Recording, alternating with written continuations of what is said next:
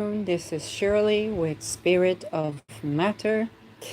And this episode, I actually didn't think to touch on the subject, but I have seen even some colleagues touch on the subject and given various interpretations. We're not sure if that is a advocation or interpretation, and I wanted to take a look at Bernard Russell's chart and at the incidence of him being accused at this point in his career by four women about allegations concerning sexual boundary violation with intoxication. So the time frame where I look at it is a Sunday, okay, and the moon hour. The moon is on the 22nd degree of Libra. Sun is on the 24th degree of Virgo. So moon is ruled by Venus. Venus in the 7th house, 15 degrees. Leo. Ascendant ruled by Saturn. Saturn in the 2nd house, retrograde. And Jupiter is ruling the midheaven with Jupiter in the 4th house, 15 degrees. So the moon is in conjuncting Uranus in Taurus, both on the 22nd degree. Both Neptune and the nodes are on the 26th degree. Neptune in Pisces and the nodes in Libra and Aries, ruled by Mars and Venus. Mars in 13 degrees Libra. This is the chart for when I begin to look at this. Just a tiny bit to, specialité. Well, the moon is applying to oppose Aries in Aries, separating from an opposition to Chiron in Aries. Lilith trining Aries in Aries. So that's the framework. Now let's, without further ado, look at the chart of Brand Russell. Brand Russell? Yes, I hope. Russell Brand. No, because I looked for Brand Russell and I found a philosopher and I was like, okay, that's not the same guy. So this is the guy.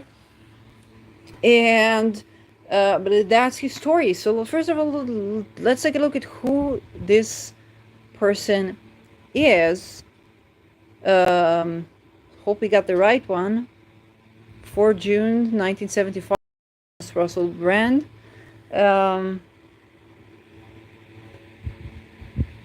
Yeah, do I get everything right? Yes. Well, his ascendant is 26 degrees Capricorn. Thanks God I did not know him in person, because it's right on my lot of fortune. So and Pluto has been going over his ascendant. Pluto 28 degrees Capricorn. No, his ascendant is in Jupiter. Is in 25 degrees. So what did I see here? Oh, no. Let me take a look at this. No, sorry. His ascendant is in 26 degrees Capricorn. And Pluto is on the 28th degree of Capricorn right now. So Pluto is just 1 degree from his ascendant while he's being accused. Okay, and this is and that was addressed as transit of Pluto to the ascendant. I will not say names because I want to stick to the content. So Pluto conjunct in the ascendant. Yes, Pluto conjunct in the ascendant can mean important life path transformation. The conjunction is a hard aspect, and that can mean the person, first of all, their body can be transformed, self-rejuvenation. They can go through a Plutonian experience themselves. And Pluto is also about exposure. And so, yet there is a major outer planet transit to the ascendant in a hard aspect. Conjunction is a hard aspect. Okay? That thing has been ongoing. So whatever it is that is related to this Pluto to the ascendant, it is not something that is all that new. Pluto has been back and forth on the 26th degree for a couple of years now, actually. And And yeah, it's not an easy transit, okay? And this Pluto is opposing Venus in the on the descendant. So there is a transformation on the axis of the first and the seventh. Venus is in Cancer here, 27, 26 degree descendant. Venus is exalted, not exalted, it's in a good place, not a, she's exalted in Pisces, but she's in a very good place in Cancer as well. The seventh house, 7 degrees when you do it whole sign. What else do we see here? Well, first of all, he has a Mercury on the 22nd degree in the 6th house. So this is something actually important to understand, as this Mercury, well, in the chart, it's not doing very much. The Sun is right now squaring that Mercury. Mercury retrograde, first of all, and so indeed that happened with on the Mercury stationing or the Mercury retrograde, perhaps now going over, but it's not the Mercury degree of his natal chart. And yes, he has Virgo in the 9th house, actually. So this Mercury is ruling the 9th house and the 6th house. 6th house can be open enemies. Mercury in the 22nd, it can mean the word and the sword kind of thing. So it can absolutely mean that reporters or has what he himself was a public figure. He was a comedian, I understood. So it can both mean that he can slay his words, he can literally kill with his words, or he can joke about things to do with murder. Or he can be killed for his words. And that was one of the points that kind of brought out. It's like, oh, he spoke the truth about the government, and so he was killed. There are two things we need to separate. When I did Julian Assange chart, I addressed it respectfully. Julian Assange was accused in basically sexual boundary violation of 2 women that knew about each other.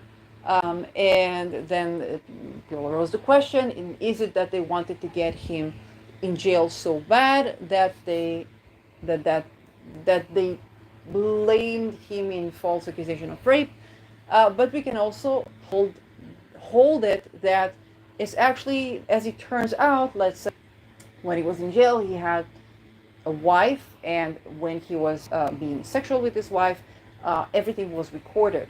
So he basically got into a situation that even if he did rape before, as long as he's in jail and everything is monitored, then he can have sex with his wife, and I think he has children, and that would have more likely to be willingly consensual, as is all photographed, and people are trying to get him over something. So that can be quite remedial if he is violating boundaries of women. And we also have to hold space for that, all the while we speak in favor of dissolving the accusation of treason, because he exposed information that was very important to the public. Okay, so speaking up against the government or speaking up for your truth does not negate moral responsibility in the bedroom.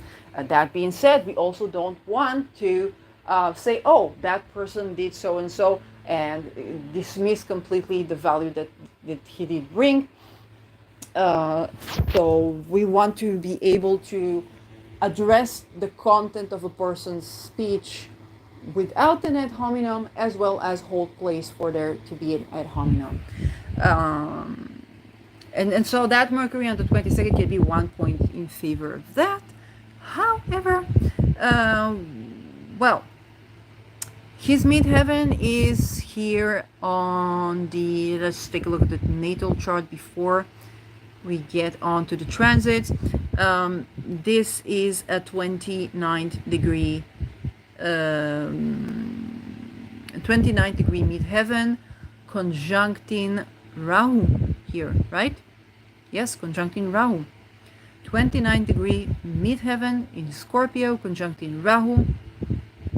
The closest planet is Neptune from the 12th, so it's a very late 11th house midheaven. Mars itself is in the 4th house, Mars itself is in the fourth house, ruling basically the 11th and the 4th. Mars in 10 degrees, Aries, square in Saturn. Okay, so it can be that he speaks against the motherland or have, his public figure to do with the motherland. He could also, by the way, be a leader, a political leader. Like he could try to go for politics as well, in a country, but not in the United States, perhaps because of this Aries. Maybe a country that has more to do with Scorpio. Um, yeah, and so what we have here is we have the ruler of his 12th house. There is also the ruler of the third in the fourth, that is Jupiter, exactly square in Saturn. Okay, now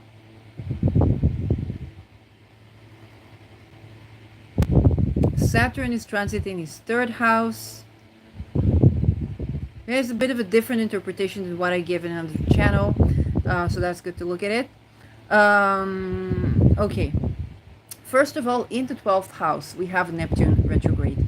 Neptune can be, and this Neptune is trining his Mars.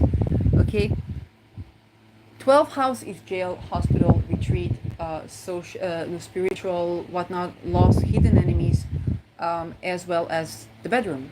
Now, that can be a couple of things. First of all, and this is where I begin to see like the drugs thinking coming up.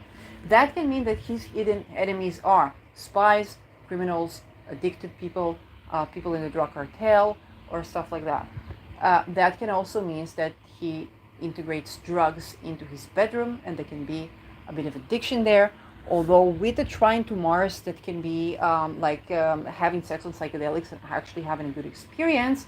However, there is some surrender nature to Neptune, so it can mean that certain boundaries in the bedroom are violated, and then the trine to Mars is Neptune and Mars are not friends. They better have a hard aspect, but the trine to Mars kind of tells me that there's just something going on there between Mars, is also representing the blood, the phallus, as Neptune, which is permeability. So this is a person that can actually have good astral sex, okay, not necessarily, or have a certain mind-altering, consciousness-altering sexual experiences, and that itself doesn't tell me a person, is a violator.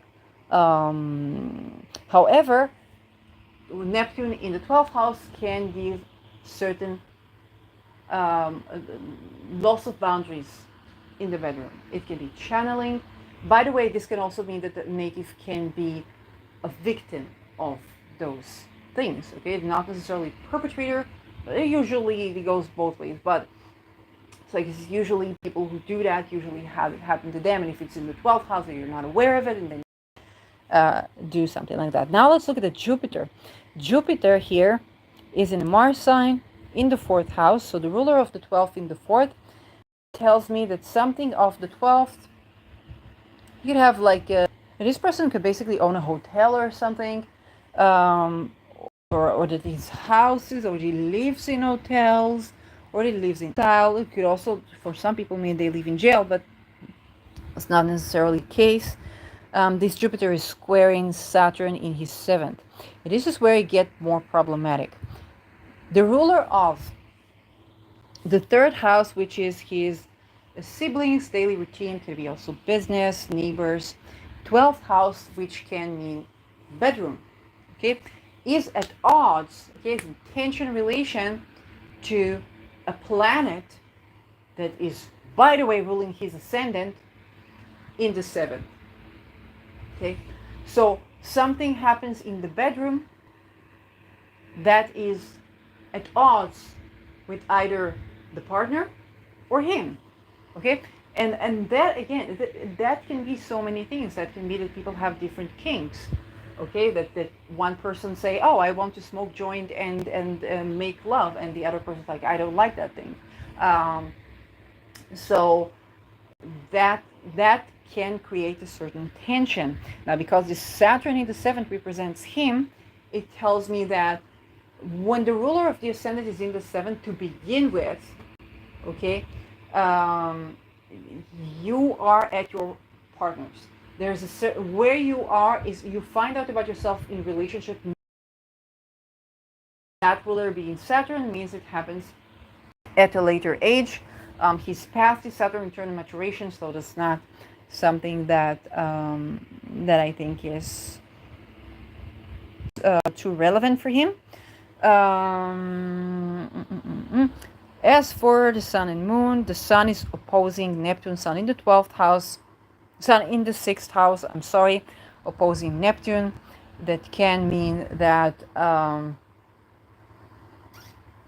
the relation, this is the whatever it is with that Neptune represents, which can by the way be art as well, is at odds with his Sun. And I actually seen something that he wrote or something like this that had symbolism to do with occult that is abusive and occult that is controlling. Again, doesn't mean that that was the intention.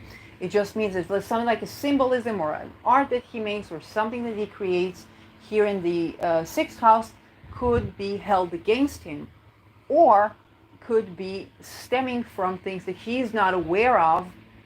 It is an important episode for the artist of you that he's not aware of. You could be using a certain symbolism and you're not really aware of the entire thing that that represents in hidden realms. Okay?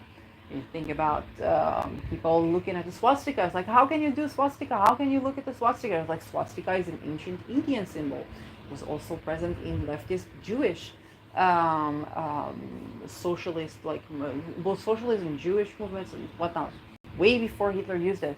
But if you don't know that, you see somebody's with presenting a swastika, it's like, oh my God, they probably are Nazi. Again, it has nothing to do with that. On the other hand, though, it can be a hidden symbolism that that a person uses.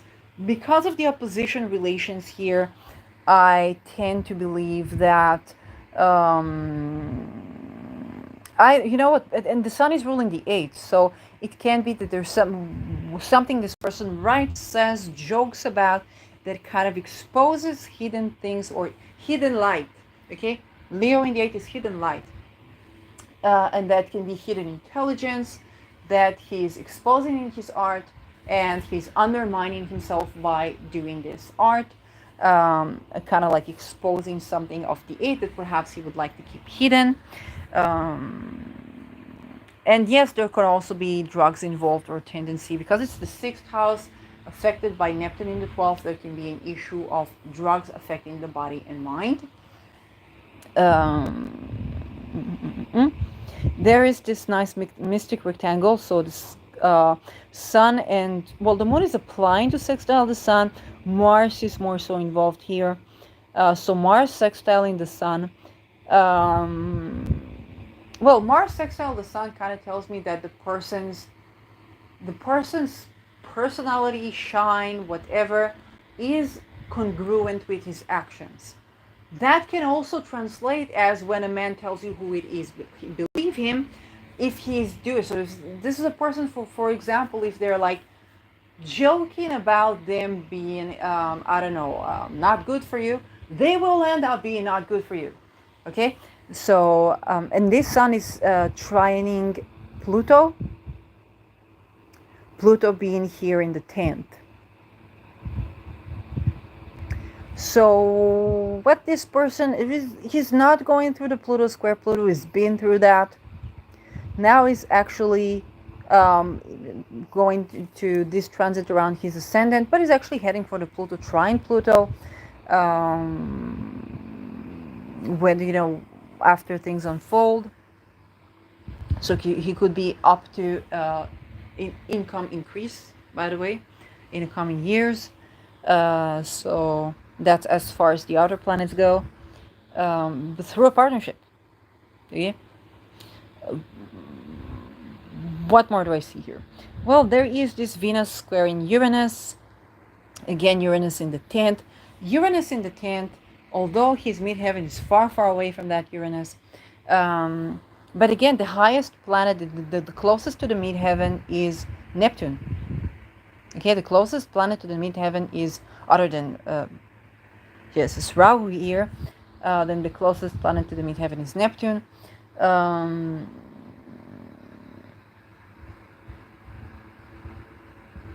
yeah, well, that means that this person is quite known for his undying, undermining, druggy, artistic, or perhaps occultist experiences. Um, so yeah. The mystic rectangle. So the mystic rectangle is involving Sun, Mars in particular, but to some degree also the Moon, Pluto, and Neptune. And it is in the fire and air. So this person could be channeling information, and his Mercury is kind of separating from this Uranus. Mercury and Uranus having this trine between them. So Uranus in the 10th. Uranus in the 10th means that the public image is subjected to ups and downs, which I understood has been the case for him. And this 10th house is ruled by Venus. Okay, while his midheaven is in the 11th, it's ruled by Mars. 10th house is ruled by Venus. Venus and Mars don't really see each other.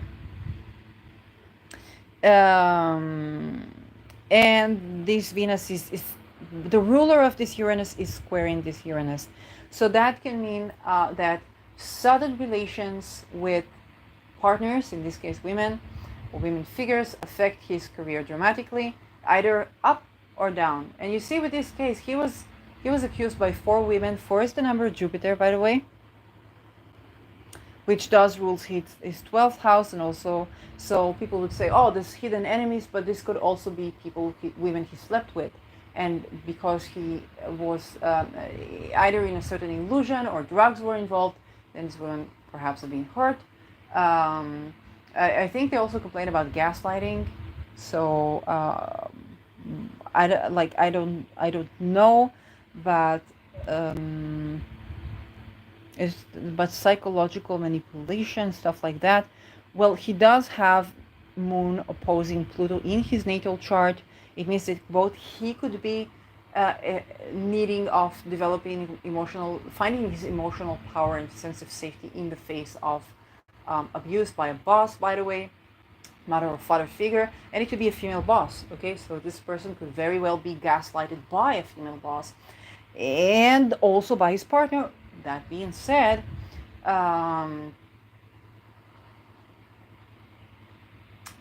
the nature of these things is that unfortunately a person can also be perpetrator to that. So like people who've been hurt can find themselves on the other route.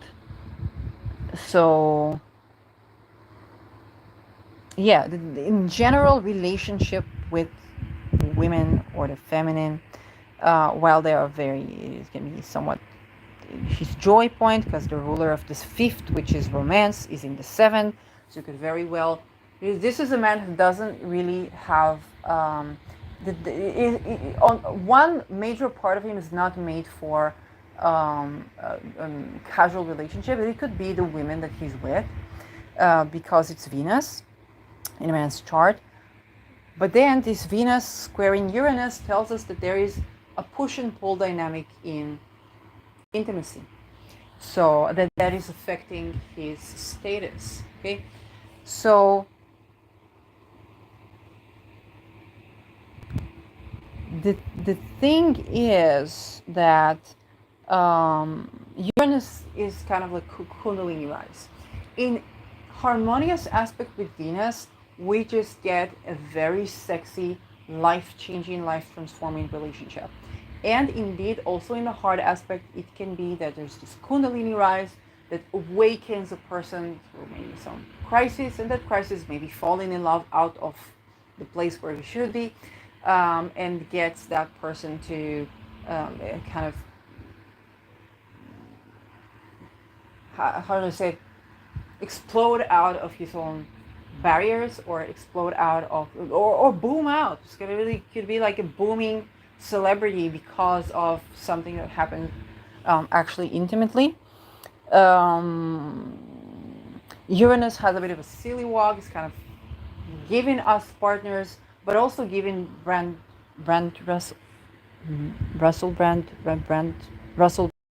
a reputation of an unusual person, a liberating person, maybe a person that that have a bit of a controversy around him. So that's the nature. And we find Pluto as well in the 10th, which means that this person goes through certain experiences that actually test his emotional resilience at home. But also because this moon is ruling the 7th, then the 7th could be the partner. It means that the partner needs to find herself under emotional manipulation, gaslighting, and so on and so forth. Again, it doesn't mean that the person just does this on purpose. It just means that the moon here rules the 7th house, which is the partner of the person, but because the ruler of the ascendant is in the 7th house, so the moon is also ruling the person. It can be very much like a case where there are two wrongs don't make it right in many cases, that, that both parties have to deal with. And when you put drug, then very easily a situation where on the one hand, at least your partner cannot have casual affairs because the ruler of the 5th is in the 7th, and if that represents the partner, but it can also mean that there's a certain part in you that can't really have casual sex, okay? And on the other hand, you have the planet that rules the kinks of the bedroom, okay, which is Jupiter ruling the 12th house, at odds with your ascendant. It can mean that your kinky fantasies are at odds with who you are, okay, or your bad behavior is at odds with who you are, or your partner's inner fantasies are at odds with who you are. And that Neptune can give an illusion as to whose fantasy I was enacting. This is the very painful part where when you hear, there was this story about, Osho, and Osho, I'm not comparing, was he raped a lot of women, okay? So he had a lot of spiritual teachings, and a part of his spiritual teaching, which unfortunately is still being taught, and even some people who are trained in academia also are biased by that, is the belief that if a person violates somebody's sexual boundary, the person who was violated had some hidden fantasy of being violated. Actually, I can give you a real deal. Is actually when you're safe that you're playful, and it's like okay, this is the having a certain fantasy that you can have, or CNC or whatnot. This is something you have when you're safe. It's not something that you don't communicate to the partner. It's not something that you hide from the partner. It's a very consensual thing when people celebrate these fantasies. When people are having violation to their sexual boundaries, it's not stemming from feeling safe in the relationship. It's stemming from lack of safety. It's where safety boundaries are blocked. But because there is Neptune in the 12th house, that person could be biased, could be thinking, and it's in Jupiter's sign, that if he violated somebody's boundaries, it was their fantasy. And that is, of course, a tremendous bias that unfortunately is encouraged in both the spiritual and the psychoanalytical community. And that is bogus, okay? If you all go to the shadow work, or to Osho raped a lot of women. Shadow work, Jung slept with at least one patient that we noticed, Sabine Spielerein, and you still use countertransference in ways that,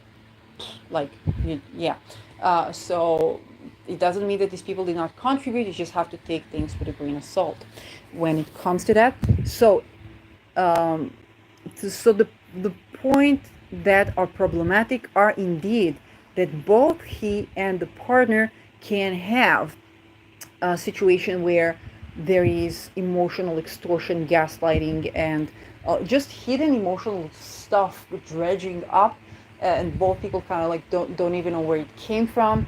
And the ruler of the 12th, that's at odds with the ruler of the first, which is representing the native, kind of give us a very difficult conflict when it comes to the actual act of intimacy or even making a home together, but this one was not the question. And yes, those things that happen in his home. So I get the point that the ruler here is also, if the 12th house, kind of like the bedroom, so the bedroom in his house, or yeah, or something like that. And while while this moon is applying to trine, Venus and the moon are applying to trine, so it can be a very tricky sexual situation where you have sensuality, where you have attraction, where you have intimacy, where you have chemistry. There's a certain barrier that comes when you come to actually apply sexual fantasy, that's maybe at odds with what somebody's inner, like even hidden nature is. And because of Neptune here, there can be disillusionment or lack of boundaries in the bed. It's very difficult, even though this moon is trining Neptune. Or you could escape to the bedroom with your emotional conflicts, but the bedroom has its own, here by the merit of the rulers, its own conflict. Here, for example, if a couple can't find emotional resilience, they can try to make up in the bedroom, not in a bad way. It's kind of like, hey, that's something we agree about, that's something we love doing together, why won't we make love and later talk about this? But then poof, we run into another difficulty. So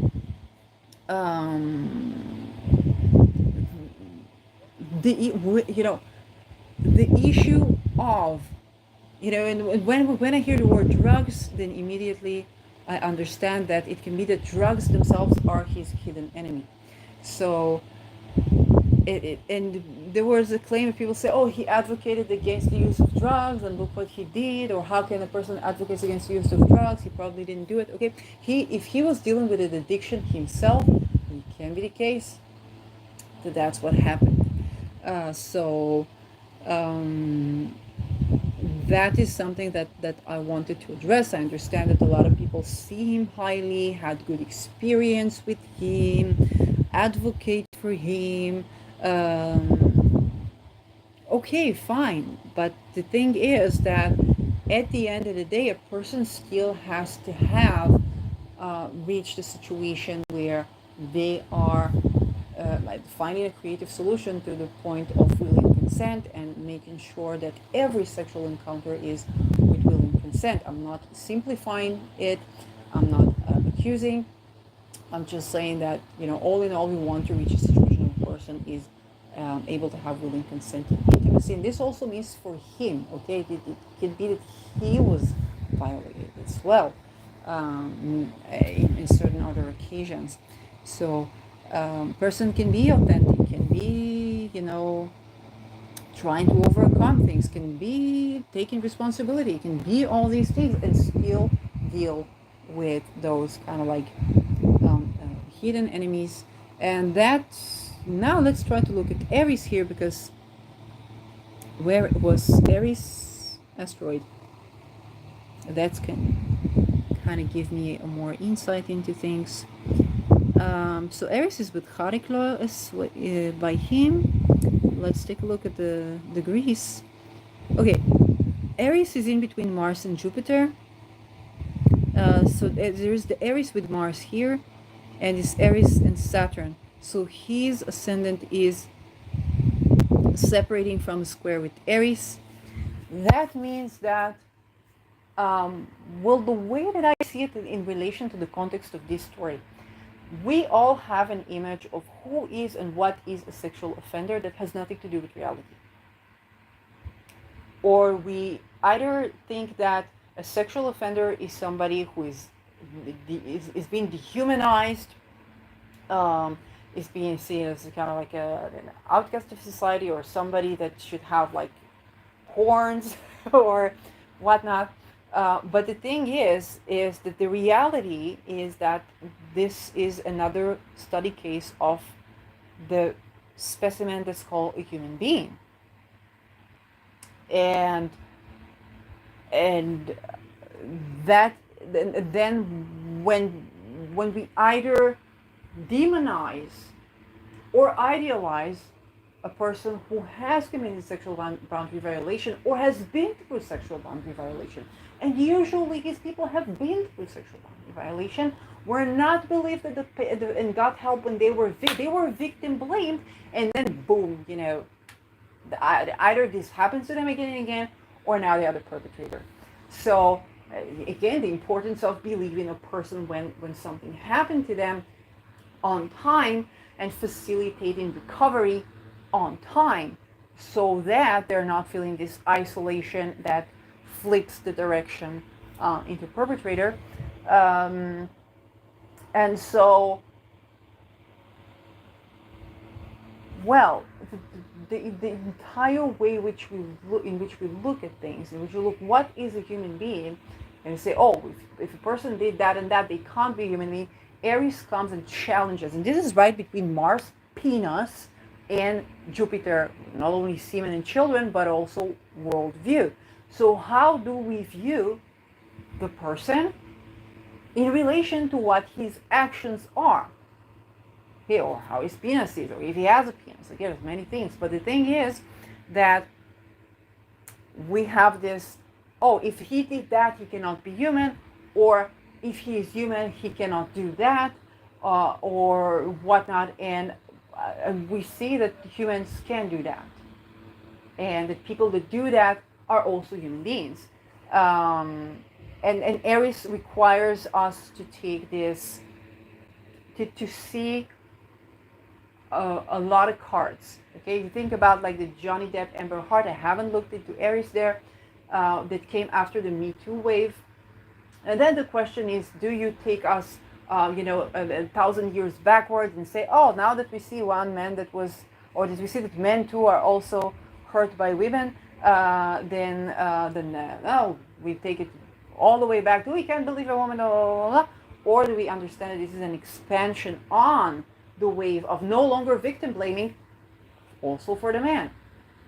Okay, and so here we have another card of intricacy. Now we have these 4 women that had experiences that for sure did not feel on the line of willing consent. Okay, and for sure were not willing consent. Okay, that's, unless we, we find like recording of an either cult kind of thing, you said, then we are forced to deal with what we see. And we also see that happens to a person that a lot of people like, that a lot of people had sexual encounters with, perhaps without drugs, that were okay, that a lot of people did not have this problem with him. And so it doesn't mean that there weren't these incidents where there was a relapse and something happened. And here is the question: when a person wants to take accountability, what resources do they have? When a person wants to get out of addiction, what resources do they have? And when a person is saying, I have been violated by this person, what resources do they have? Okay, because if you go to to rehabilitation, or you go to study a degree, or you go to psychodrama, or and so you're being harassed there and harassed there and harassed there and harassed there. You go to therapy, you're being harassed there. You take pills, they nearly kill you, which by the way can happen to him. So if he's prescribed like psychiatric stuff like that, it can, the 4th house is also death, and also 12th. So I would, yeah. I would not recommend to use drugs to get over drugs in this case. And the thing is that eventually we have this crisis, because the people who are offenders, what we call offenders, usually have been going through offense, weren't believed on time, weren't weren't validated, did not receive any resources, and if people train them to believe that they had a sexual fantasy that the offender was playing too, then it's very easy for them to become an offender.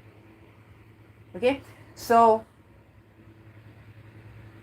this is important. That also when we look at charts, a lot of people say, well, he spoke against the government, now we love him. Okay, a couple of women were attracted to him and he was nice to them, now we love him. Okay? It's a human being. It's a human being. If he did that, it's a human being. If he didn't do that, there are 4 women, at least 4, usually it's at least 4 women that had experiences that are very traumatizing for them with this man. There's definitely something to look into. There's definitely to try and find a creative solution for. And there's definitely, it's definitely important to pay an emphasis to anything that could endanger willing consent, and to see how to work through this creatively. To say, okay, what can you do? Well,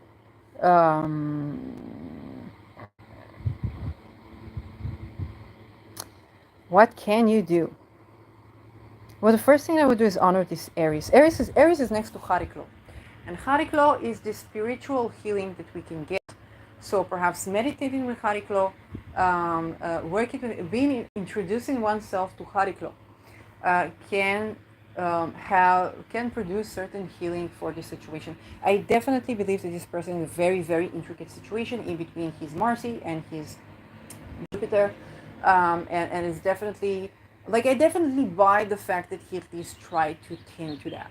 Okay, so Hariklo, it can be a good deity to work with, and also Hariklo is not something you work with on the physical. It's more like ethereal, and that can provide certain healing that is needed. Definitely honoring Aries.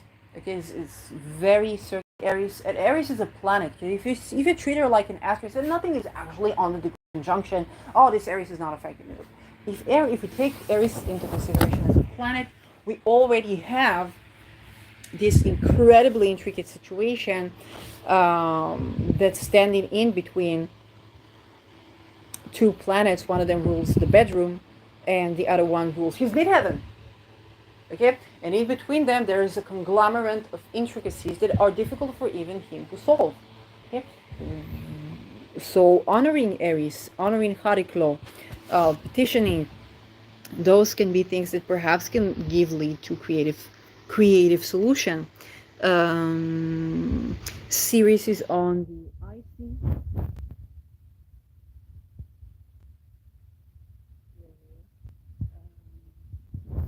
His descendant is kind of like in between Procyon, so it's not on the degree of Procyon, it's conjuncting the degree of Procyon. Procyon is where you sweeten things. So when you have conflicts that you want to resolve in a way that is with good heart, is kind heart. Granted, it's not like serious talking here, which unfortunately is emotionally could be. So Procyon can be something to turn to. You want your relationship to run smoothly.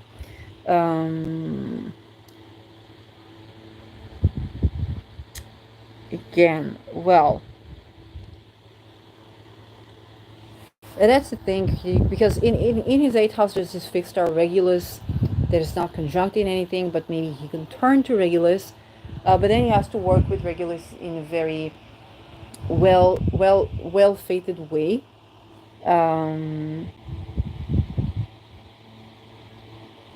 And that could be a bit of a problem. It is Jupiter in Taurus here or in Aries? It seems like it's in Taurus. Yes, it's in Taurus. So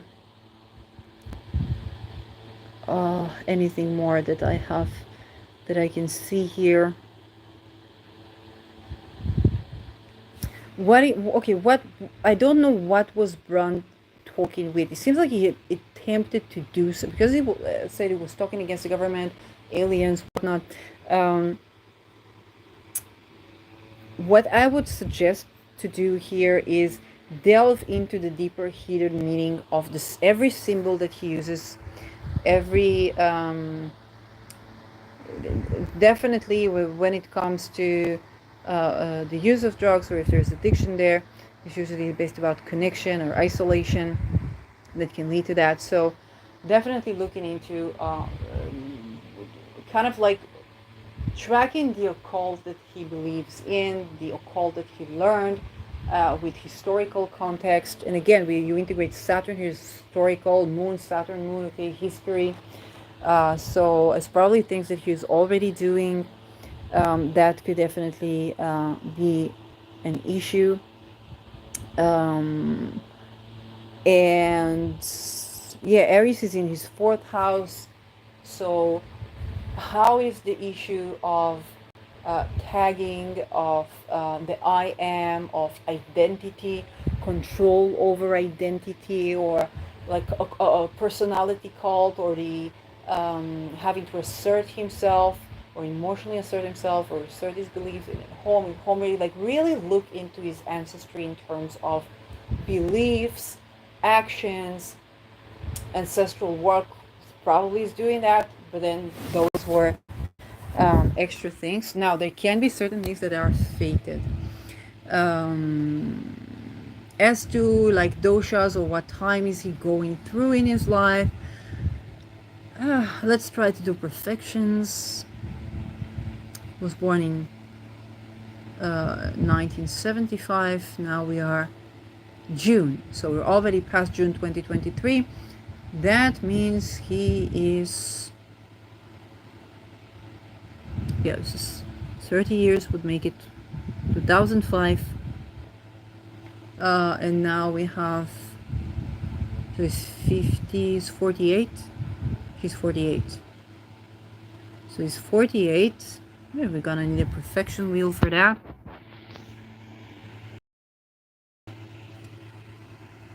And perfection wheel. So 48. Let's take a look if it's like fated for him to have this 12 house experience or something.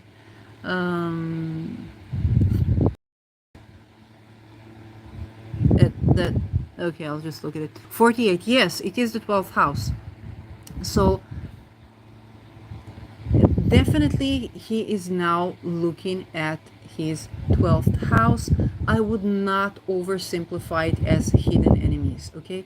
It's not like, oh, there are these four crazy women that because he spoke against government, there's this hidden organization that, or drug cartels that, okay? Maybe, but, and with Aries it can be, but this is his destined to look, and the number 4 is associated with Jupiter. Okay? He's destined to look at what's going on in the bedroom, what's going on in the 12th. And because of the vicinity between Jupiter, Aries, and Mars, he's not an exact conjunction, then what's going in his home, his ancestry, and his bedroom is ending up something that he's known for. Okay, so this is the time to, it's a 12th house thingy. What is he doing that's undermining him? Whether it's the drugs, whether it's in the bedroom, whether it's, whatnot. Maybe he has a certain belief that was undermining his sexual encounters. Okay, thinking that the other person has a violent fantasy, and they don't. Okay, again, communication. So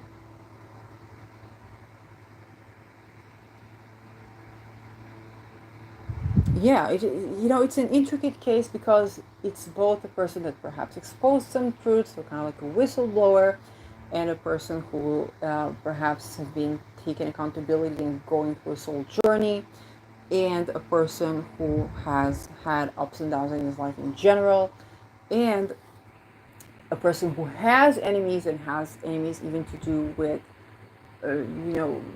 people of the word.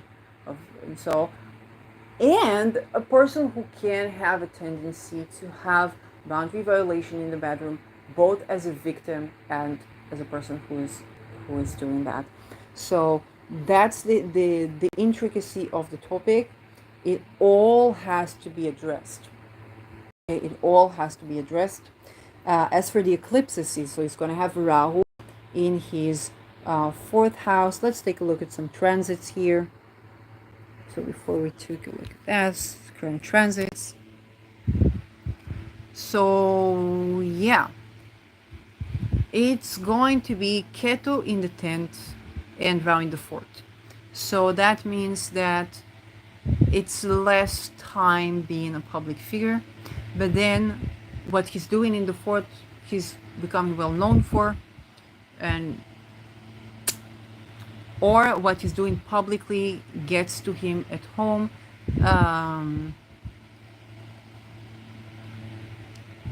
And we're going to be having in 2024 eclipses that have the timestamp on Chiron, which is it's right now in 18 degrees Aries. So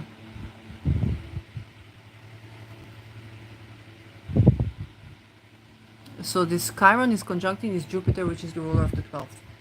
And there's going to be a timestamp of 50 years around this. Doesn't mean he's going to jail for 15 years or anything like that.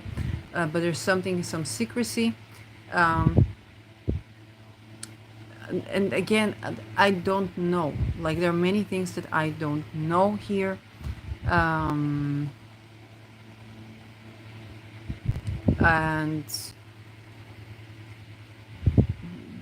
what's obvious is that he definitely is destined to look at his beliefs as per things to do with penitentiary, hospitals, drugs, as well as what we didn't know about our sexuality in a new light.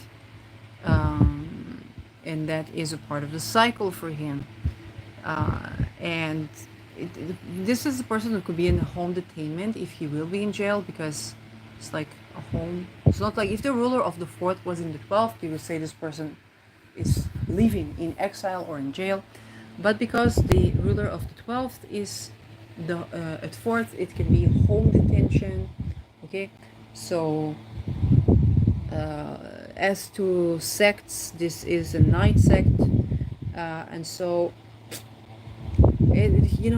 having your ascendant the malefic sect, with the malefic out of sect, it can kind of mean sometimes like you are your own problem in many ways. And I say that with compassion rather than with judgment. Okay, you are your own problem. And so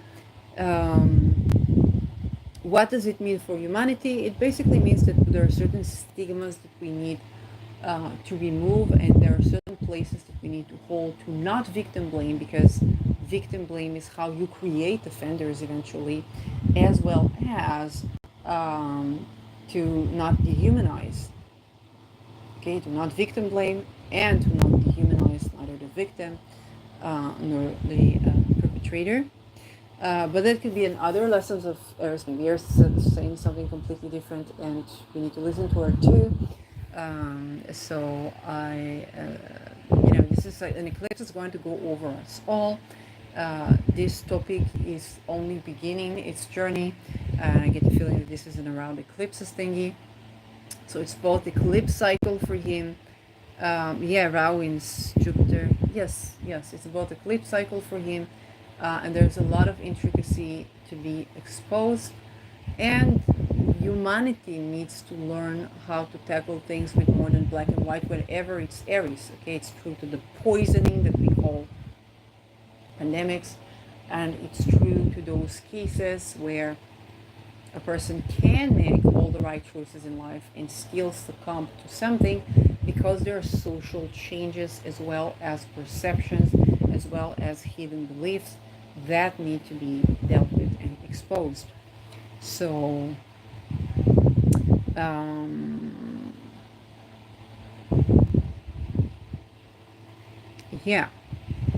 so definitely it's about the way that we look at things. It's important not to victim blame, not to oppress people who have been sexually violated. And so not to put them in a situation where they can go through it again. Okay, and to allow a place of to hold the space also for the people who are perpetrators, and and that's incredibly intricate. And the ways that that's been done up until now have usually been on the account of the victim. You must remember, if you don't validate the victim and give the victim a place to heal, they are likely to either kill themselves or become a perpetrator if they have self-stigma. Okay, if they have self-stigma. Oh, I had a fantasy that was violent, and so on. Now, when you go through sexual violence, it does affect the sexuality. So personally, oh, maybe I had a fantasy and this happened, and maybe I can change my fantasies, and maybe I need to do this, and maybe I need to do that. And then they can easily come to this situation of, oh, I'm going to liberate and celebrate violent fantasies. And then they do it with a person that is, and now they're the perpetrators. With this Neptune here, it can very much be the case, because Neptune is the blending of realities. Okay, so a person can believe that he's living in one world, but he's living in another world. And so if you ask for my position, I do believe these women, and I believe that the person tried at least to tend to whatever issues that he has, and there's a lot more that both people and humanity itself needs to change and to understand, so that we can be more easily better human beings, as well as hold a place for recovery. Um, so that is pretty much how I see it. There can also be a connection between the government and the intimate behavior that we might be exploring. I don't know if relation to this case or not, but surely the government, the society that we are living in affects. What is the 12th house? Is the what we didn't know that we didn't know, and how the egregore that we are living in, consciously and especially unconsciously, is affecting the nature of our fantasies, the nature of our erotic life, what we believe, and so on and so forth. So that, I think, is perhaps a more dignified and not victim blaming, but also not dehumanizing way to look at this case. And this is why I made this episode. So I began to see that there are people looking at it in the community and are making a certain use of astrology that perhaps is beyond the scope of astrology. Then I thought that is, and I think that it is also in favor of all parties, including brands. Like it's in favor to look at it in this way rather than in, very one particular narrative biased way. Even if you have a lot that what you're talking about, it's just like a matter of image.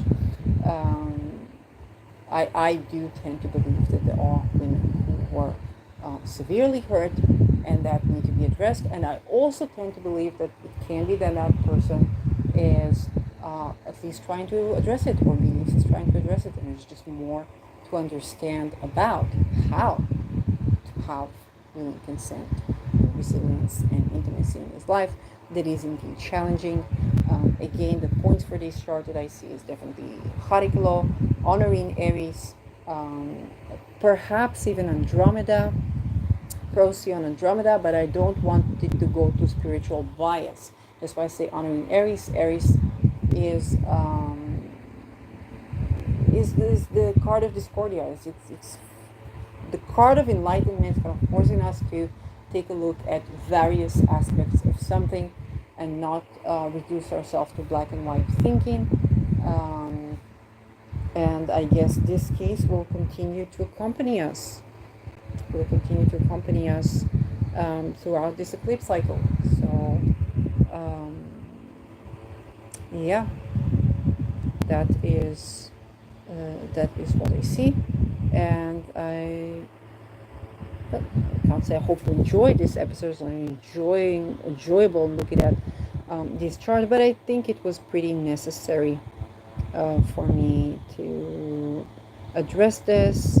and to kind of look at it from a hopefully more balanced and dignified position rather than victim blaming or dehumanization, or saying that if a person does something good in the face of the government, then we must kind of like absolve him of any growth that he has to do around his intimate life. Wouldn't it be lovely for him to celebrate willing consent when he can do it, and for that to be consistent in his life? Wouldn't it be lovely? Wouldn't it be lovely for the women that were hurt by him um, to recover and regain their sense of eroticism that they can enjoy and have good life and good sex life? Wouldn't having both of that happening be the best? Probably, probably. So, yeah, that's it.